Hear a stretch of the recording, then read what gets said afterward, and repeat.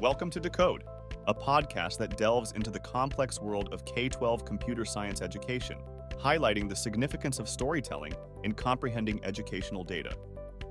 Hi, Warren, welcome. And to everyone else, welcome to the Decode podcast. I'm Stanley Buchesky, CEO of PyTop. We use STEM and inquiry-based learning to ignite the spark of passion for learning job skills and to also show students the relevance of critical core concepts that they otherwise find very boring. And just a quick refresher: what is Decode and why? As you know, if you've been listening to the Decode podcast, our goal is to explore why there has been such a disparity in race and gender participation in technology education, and to find some solutions. I'm here with Dr. Warren Morgan. Thank you so much for joining us. Happy to be here. You started out teaching in St. Louis as part of TFA, which by the way, I love to see TFA grads who actually stay in the profession.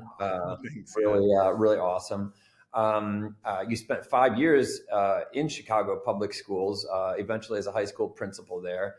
You were the Chief Academic Officer in Indianapolis, and now you're year two into Cleveland.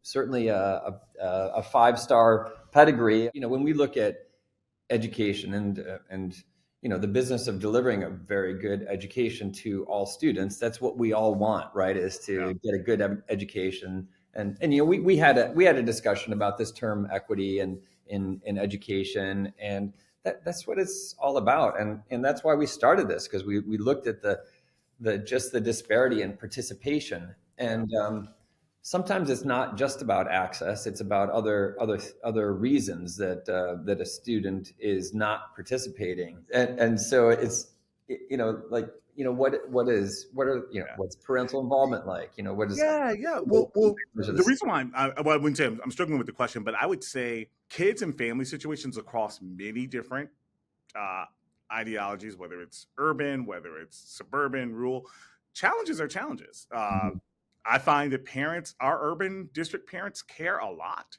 How that looks like and how it shows up may be different than the way it shows up in other communities, but it doesn't mean that they're not great parents. It doesn't mean that they don't care for their kids. It doesn't mean they don't love their kids.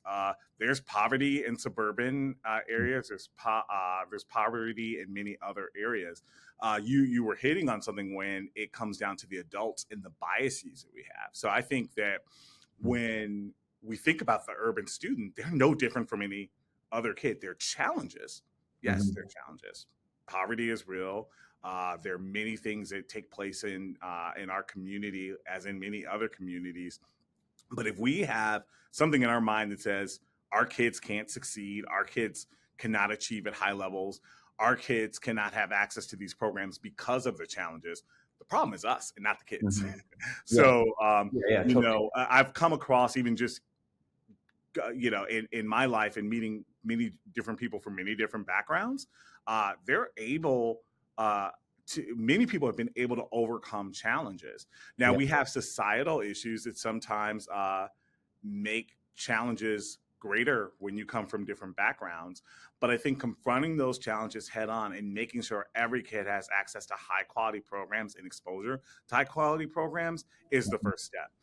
And so I know that it may sound like it's oversimplifying it, but the profile, when I think about a profile and I think about a kid, all kids have potential, all kids have talent, all kids have challenges. So the challenges, I would say, and particularly when it comes to STEM and access to STEM, one, we were talking about it, I think, you know, really making sure adults are removing bias in terms of the potential kids can have. So we talked about that.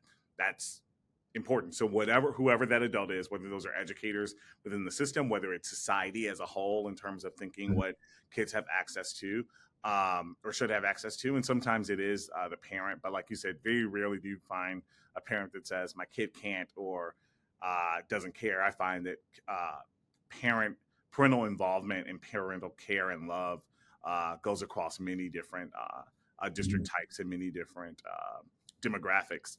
Yeah. I would say another challenge is readiness. So when we start to think about the curricular programs that are needed to bring high quality STEM programs, or some of the computer science programs require upper level math, and some of the other courses that are prerequisites, if they're not offered, so it has nothing to do with ability, but if they're not offered, how can the students actually access some of the higher level content? So, one of the things I shared in my last State of the Schools is, we know that Algebra 1 is a gatekeeper. Access to Algebra 1 in 8th grade is a gatekeeper a lot of times for college readiness.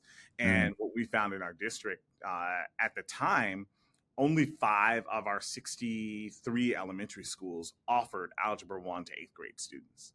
And so when we talk about equity and access at scale to unleash some of these high quality programs, we have to turn the mirror on ourselves as a district. What are we not providing to even make sure that a kid, when they show up to school and they're going to the school that they're going to hopefully be successful in and thrive in, if we're not offering the programs and preparing the students for it, we're being the gatekeeper. Yeah, it's interesting you say opportunity to access, and I think about access versus participation is also a big disparity, because often there is access. I find we do a poor job of showing that relevance in math. Do you think that's a factor in it? Why would I want to take Algebra 1?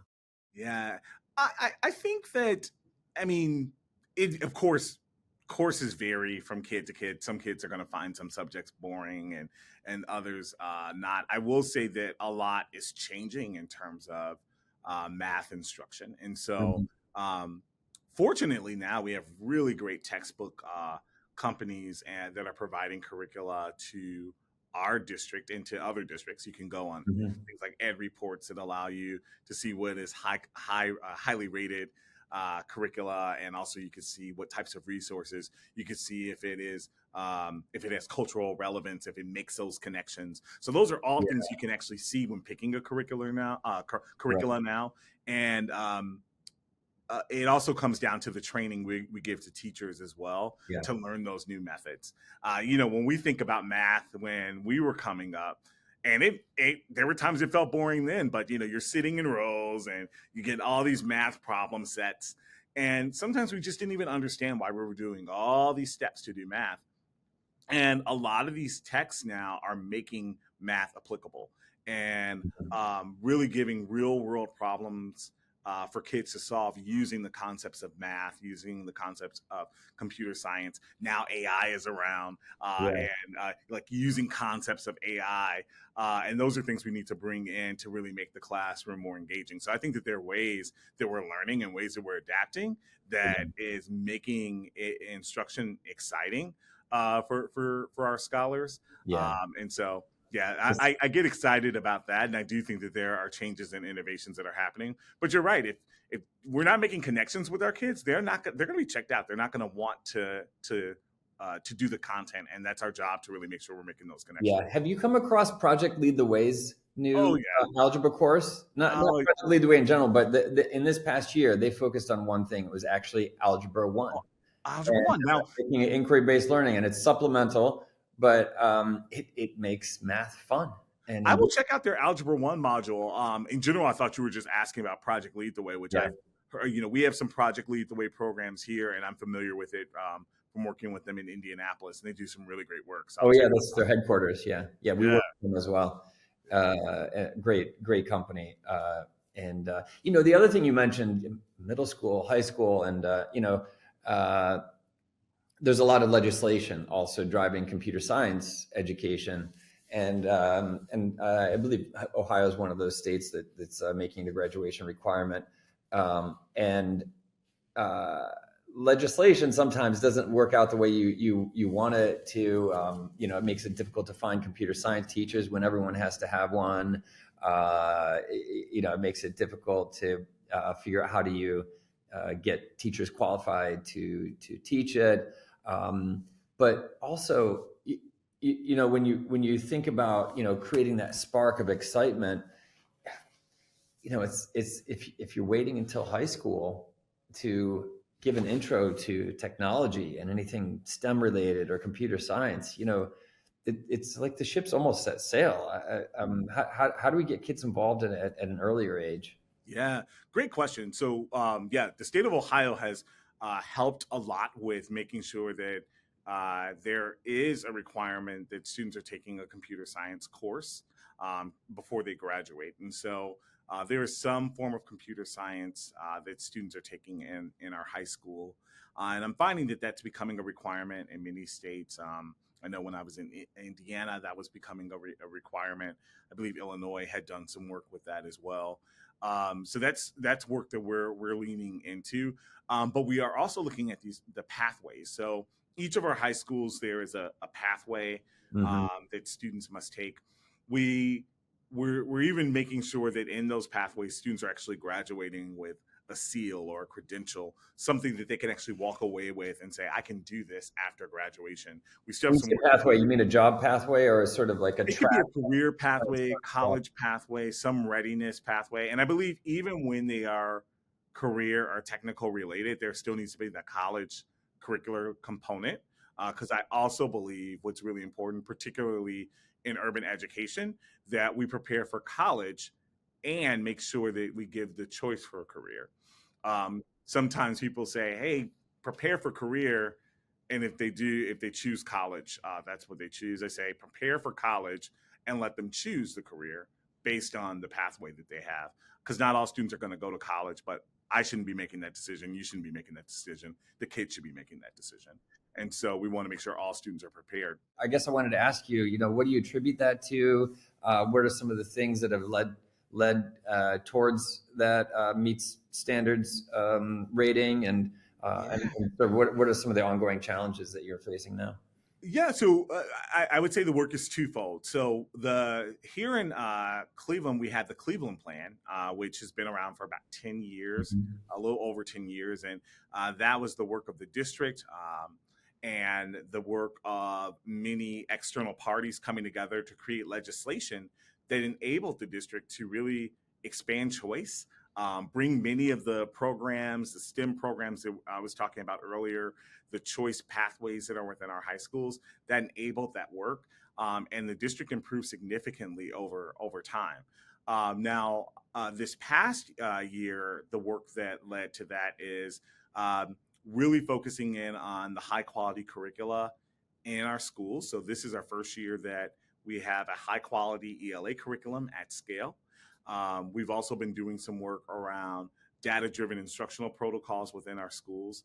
And then also focusing on things like on-track rates and making sure that we have a position on grading and we have ways that we can monitor student progress along the way. These were all things that we've been working on over the past couple of years that are allowing us to see that progress and actually meet that 3-star rating. One of the areas in the report was around early literacy is still a bit of a challenge. Yeah. You mentioned the high quality ELA curriculum. How did you go about choosing something, or how is that addressing early literacy? Is there? I feel like I don't fully understand what the challenges are with early literacy. Yeah. What are you trying to address there? Yeah, with early literacy, there are a few things that we're seeing and a few programs we're using. So we use, like a lot of districts, you do your dyslexia screener, you do lots of work to really make sure you're diagnosing the problems and are really clear on how to support students. We're using AI programs that enable students to do work independently. And those AI programs are actually correcting students as they're reading and developing their fluency and vocabulary. So those programs have really helped us. Now, how we went about choosing our curriculum in the ELA and the way we're looking at it in other content areas is one, teacher choice. So what are teachers using? Teacher voice and choice in the actual curriculum that we pick. The other thing we did was actually went out to the community and asked, opinions on different choices of curriculum options. And then also going to ed reports. That's a big one. Making sure it's highly rated on ed reports. And these are tools and resources that we have at our disposal now that we didn't have even 10 years ago. And so Right. really, that's been very helpful in Yeah. helping us choose for ELA and the work that we're doing with math as well. I want to talk about AI in a moment, but we're talking about urban students, and we're also here. I went down to it was a really interesting little conference, like kind of a mini conference that happened and was planned for right after the election. Don't really want to talk politics too much.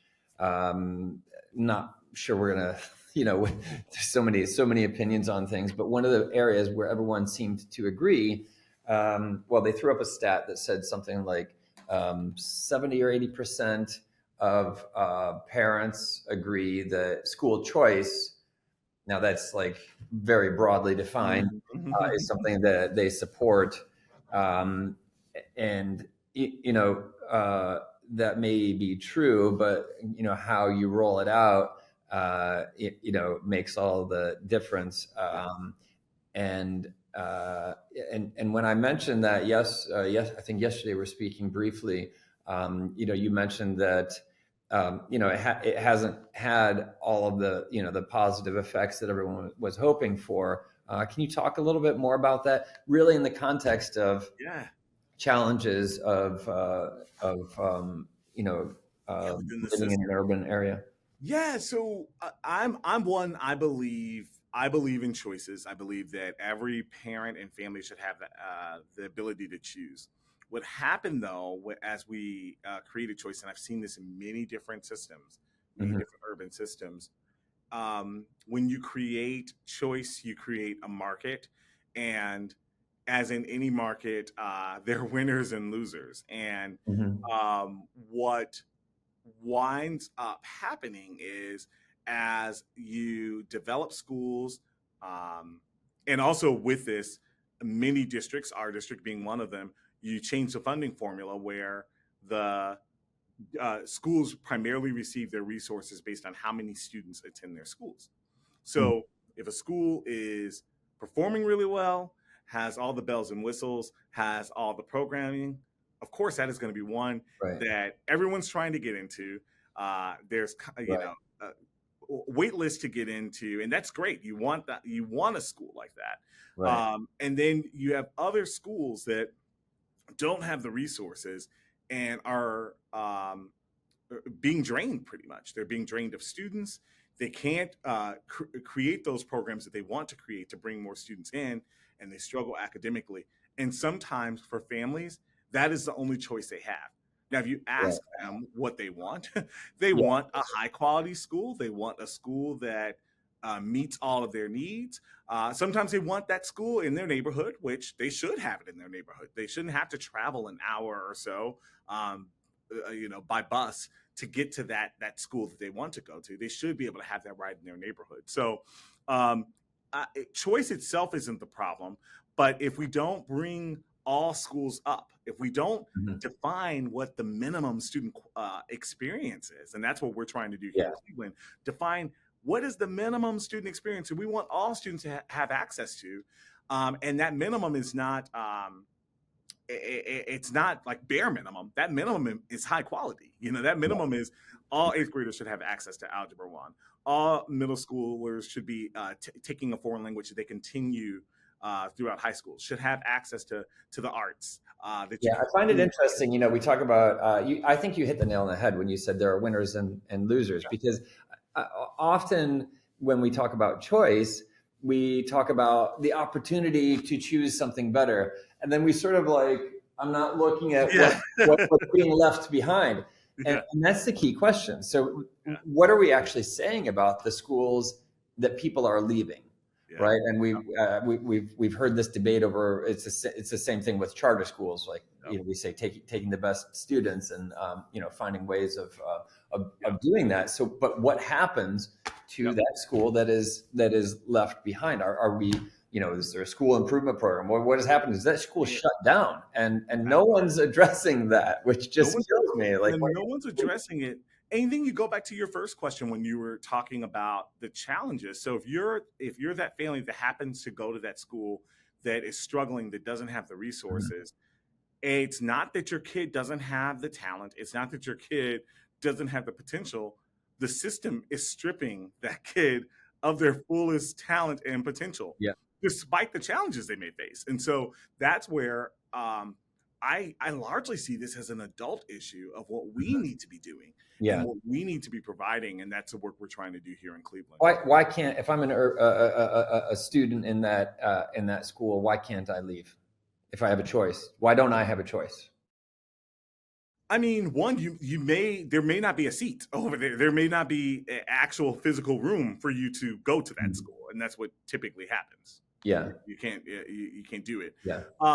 So that's a lot of times what the problem is. There are no seats to Right. actually get into that school, and the other challenge can be sometimes location. If it is very far, you may get to a point where it's going to be very far to travel. Um, we give resources that enable our students to take public transportation to go Mhm. to some schools, but that has its challenges within itself. Sometimes safety in a community, that may be something a parent considers, and so these are all the factors that go into why families choose what they choose. And then sometimes it's legacy. It's legacy that some parents or grandparents may have went to this school and they're like, you're going to go too. And that parent or grandparent may have in their mind the heyday when uh, you know there were many different programs in the schools. uh, Right. Maybe the academics weren't, because many of our academics in a lot of our schools through the years haven't been where they needed to be. But they remembered when there was lots of students there, lots of programs that are going there at that time, and it's now no longer like that now. And so once again, it's on us to provide that at scale. So what about AI? Different. It's an emotional topic for a lot of teachers and administrators. It's on both a broad spectrum of opinions on it, a broad spectrum of challenges. A lot of states are adopting policies. A lot of districts are adopting policies. You've probably come across code.org came out with a branch of code.org. It's now called teachai.org. Oh, Um, nice. and they have created a really cool toolkit for districts to create policies. And it's actually a PowerPoint presentation that you can just copy and paste your own name into and present to your board. That's Um, awesome. it's great. I mean, and then they've got a whole rollout process that starts with getting buy-in from your administration, your administrators, and your teachers by giving them tools that they can use to improve the productivity in their own lives. Where do you think? Where are you with thinking about that with policy? And I guess the most important thing is that administrator and teacher buy-in. Where do you think your teachers and administrators are with their understanding Yeah. of AI? I think most people have moved past the idea that it's just used to cheat on essays, but Yeah. not everyone has. Yeah. Great question. Actually, this week I'm on a panel about AI. And in our district, we have several AI generated programs. So it's using the inputs of AI to help our district do things in a better way. So, like, some of our new transportation portals we're using AI to make routes more efficient. We're using AI in some of our instructional platforms to personalize learning and do corrections, real-time corrections for students, and do some, Yeah. in some cases, we're looking at some programs to pilot where it actually does some of the grading for the teachers and does the lift for it. So these are some programs where we're using AI for it. Like many things, once it's introduced, it's here. And I think as educators, we need to understand all of the ins and outs and think about how we can still use it in the classroom to enhance the learning and the critical thinking. We think of a time where calculators were in some courses, if you were using a calculator, it was considered cheating. Instead of us working on the end product of, students generating long passage text, what concept are we trying to have the students generate that will still take that critical thinking that would need to be applied in the real world and in a real job? And those are the things we need to catch up on and train our educators. I think a challenge we have in the education profession is we have so many generations of educators, which is a beautiful thing. I mean, we have boomers that are educators, and we have Gen Zs that are educators. And that's a beautiful thing when you can have all that knowledge and wisdom across generations teaching our young people. But when it comes to professional development, that is where the challenge comes in, because how do you start to prepare professional development or professional workforce where the generations are so widely different? And so that's where we, as a profession, need to become a little bit more sophisticated in terms of how we're training our educators and our administrators to deliver on the concepts of AI. To that end, to use it responsibly, and a policy is important. We're going into about 240 schools in LA unified, and we were talking with them about doing a demo, and they've completely shut off all AI tools, but it's because they're doing a process of getting all of their teachers and all their students, certified on how to use it properly, and then they'll turn it back on. But as an ed tech vendor, it's a challenge to figure out how do we use it, what do we use it for, how do we build it into our product? Because you mentioned Gemini, GPT, and districts are going to, by and large, choose one, not all.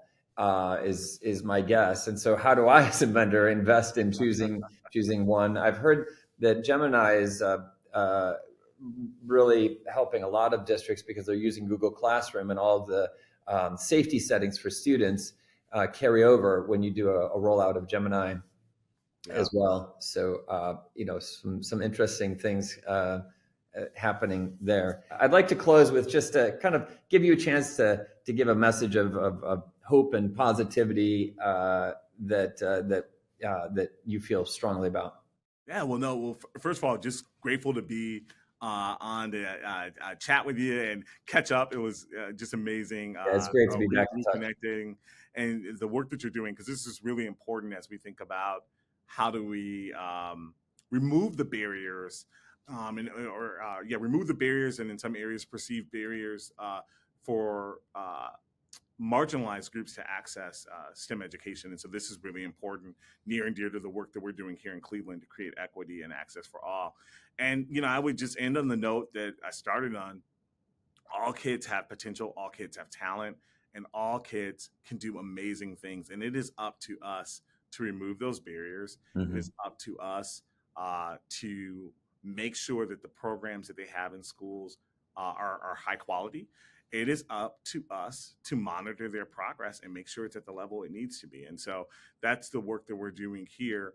And we seek partnerships to come alongside of us to help, in some cases, remove some of those challenges and barriers. And also, we seek partnerships to help us deliver on that high quality education at scale that we're seeking to do. So as we're continuing to do this work of equity and access and quality for all, we're just excited about this, and looking forward to sharing more and seeing what Cleveland will continue to do to help remove these barriers for our students. Oh, that's great. Well, I'm very grateful to you for taking the time to talk with me today. Really enjoyed the conversation, and look forward to continuing the dialogue. Yeah, thanks, man. Thanks for listening.